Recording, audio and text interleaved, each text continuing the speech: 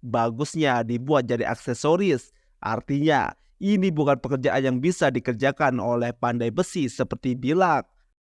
Pekerjaan seperti ini lebih cocok untuk pengrajin perhiasan. Jadi Sanraku bertanya, di mana tempat perhiasan di Rebituza? Bilak memberitahu jika tidak ada toko perhiasan di Rebituza. Sanraku sempat frustasi. Dia mengira material-materialnya akan sia-sia. Sebelum Sanraku semakin panik, Bilak memberitahu jika dia punya kenalan yang bisa melakukannya. Tapi Bilak benci memanggilnya. Tapi demi Sanraku dan jiwa seorang pengrajin yang meronta-ronta, Bilak dengan terpaksa agar Aramis mau bilang kepada temannya yang seorang pengrajin perhiasan di Arnyata untuk membuatkan aksesoris dari permata yang didapatkan Sanraku. Aramis kagum melihat permata itu. Aramis bilang jika tadinya dia mengira Sanraku adalah manusia setengah burung. Lalu Bilak memperkenalkan Sanraku sebagai manusia spesial karena dia telah ditandai oleh Leikagon. Dia juga telah mengalahkan sang penjaga makam Wazaemon. Lalu tiba-tiba Aramis menyerang Sanraku.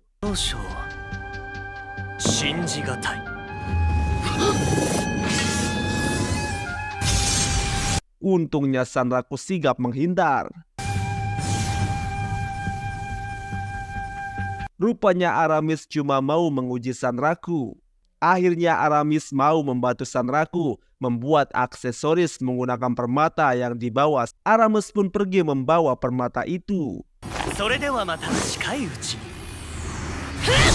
Ternyata awal pertemuan Bilak dan Aramis adalah saat Bilak membuatkan senjata untuknya. Begitulah kata Bilak. Emul juga berkata jika Aramis lebih kuat dari apa yang terlihat. Hal itu diamini oleh Sanraku karena dia tahu tadi Aramis tidak berusaha sekuat tenaga menyerang Sanraku. Bahkan Bilak pun mengakui jika Aramis lebih kuat dari dirinya. Merasa lelah, akhirnya Sanraku memutuskan untuk beristirahat. Setelah itu baru mencari unit aplikasi sihir.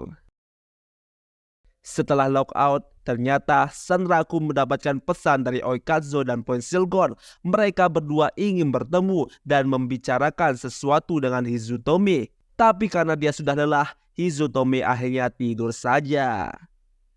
Setelah beristirahat, Sanraku kembali ke Rebisuza dan bersiap menjalankan misi peningkatan Bilak dan mencari unit aplikasi sihir. Walaupun akhirnya dia tidak memperdulikan pesan dari Oikazo dan Pensilgon. Misi hari ini adalah mencari unit aplikasi sihir di reruntuhan kemuliaan masa lalu.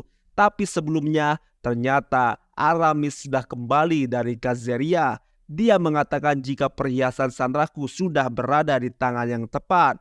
Pengrajin perhiasan di Arnyata. Tujuan Aramis kembali adalah membantu Sanraku dan yang lainnya dalam misi peningkatan Bilak. Sanraku jadi bingung harus apa.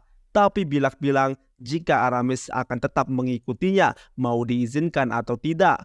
Terlebih lagi Aramis mengatakan jika berita tentang Sanraku sudah tersebar di Kazeria.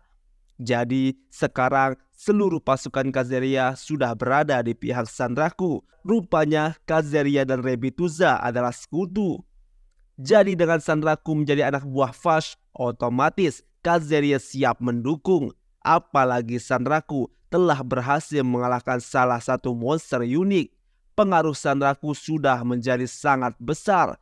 Sanraku bertanya, apalagi pengaruh yang bisa dia buat? Bilak mengatakan, karena sudah ada tanda Leikagon, maka Sanraku bisa dengan mudah mendapatkan manusia serigala atau manusia kadal sebagai pengantin. Selain itu, Bilak juga bilang, Sanraku bisa saja memicu perang jika tidak hati-hati. Akhirnya mereka berempat berangkat. Mereka tiba di kota Ehikhol. Emul berubah ke bentuk manusianya, sementara Aramis dan Bilak bersembunyi di balik jubah Sanraku. Mereka berdua selalu saja bertengkar.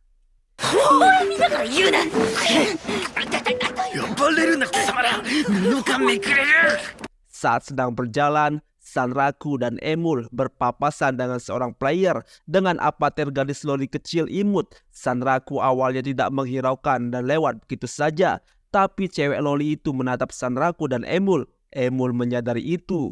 Gadis loli itu lalu mendekati Sanraku. Sanraku mulai panik. Dia mengira gadis loli itu hanya penasaran dengan kostum Sanraku. Sanraku coba menjelaskan, tapi gadis loli itu sudah tahu lebih dulu. Yang paling bikin terkejut bukan itu, tapi suara gadis loli ini seperti bapak-bapak menurut Sanraku. Gadis loli itu lalu memperkenalkan dirinya sebagai pemimpin klan pengetahuan game, The Library. Dia dipanggil Prof. Tujuan dari klan ini adalah menganalisis pengetahuan di dunia Shangri-La Frontier. Profesor bertanya, apakah Sanraku pernah mengalami situasi skenario yang berbeda, di mana tidak seperti game lainnya yang memandu player dengan serangkaian cerita, tapi justru player sendiri yang harus mencari tanda-tanda kecil dengan cermat dalam skenario tersebut. Maksudnya di sini adalah skenario unik. Profesor lalu mengirim permintaan pertemanan kepada Sanraku. Profesor menawarkan agar Sanraku mau bergabung untuk mengeksplorasi kebenaran dunia. Dan episode ke-25 pun berakhir. Dan seperti info kemarin, episode ke-25 ini adalah episode penutup untuk season 1 Shangri-La Frontier. Jadi kita tunggu saja kapan season 2-nya akan rilis ya. Jadi setelah ini, kalian mau alur cerita anime apa lagi nih? Yuk tulis saran kalian di kolom komentar. Jangan lupa like, komen, dan subscribe.